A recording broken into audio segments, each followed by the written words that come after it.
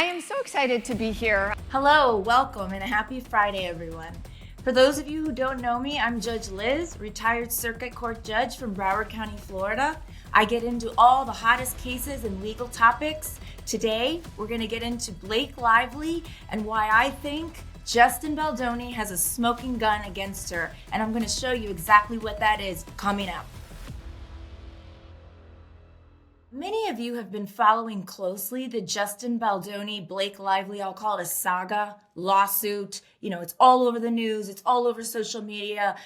People just can't get enough of it. But I found a little niche that I think is very interesting. It's an interview statement that Blake Lively gave in 2022 to Forbes magazine, where she basically gives away exactly what her intentions are when she is hired on a movie set to be an actress. She explains to Forbes magazine that she goes in and she essentially has her initial interview and she tells the people, oh, I'm here, I'm applying for a job, or I'm looking to be placed as an actress in this movie, with every intention of taking over the movie, with every intention of having a role in the production, in the writing, in the wardrobe, in the producing, in all of the different aspects that actors and actresses generally are not involved in unless that's agreed upon in advance. But she basically says, look, I'm too good to be just an actress. I think that I should have other, rights. I think I should have basically a hand in the creative process, if not be the boss of the creative process. So she goes on to explain this. And although this video was in 2022, I think as a lawyer, Justin Baldoni's lawyers, if they're any good, they're going to push hard to get this piece of evidence in before the jury at the time of trial, because in my opinion, it's a smoking gun. Check it out. And I would show up on a set. I knew that they just wanted me to show up and look cute and stand on a little pink sticker where I'm supposed to go and say what I'm supposed to say. But I also knew that that wasn't fulfilling for me, that I wanted to be a part of the storytelling, that I wanted to be a part of the narrative, whether that be in the writing, in the costume design, in creating the character. And sometimes I had directors or producers or writers who would welcome that and invite that once they saw that I was able to offer that. And sometimes I would have people who really resented that because they were like, we just hired you to be an actor. Yet when I went in the meetings, I would just seem like I'm just there to be the actor and ready to get the gig. I wouldn't reveal that I actually need to have authorship in order to feel fulfilled. So I think that for them, sometimes that might have felt like a rug pull because you're like, you're trying to assert yourself into something that we didn't hire you to do.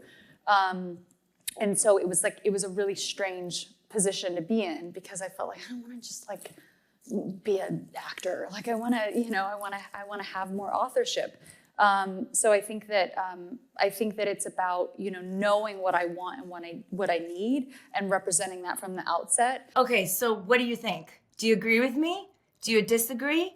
I'd love to hear your comments down below. I'd also love if you could subscribe to my channel. If you enjoy this video and you want to come back and support the channel, go ahead and subscribe.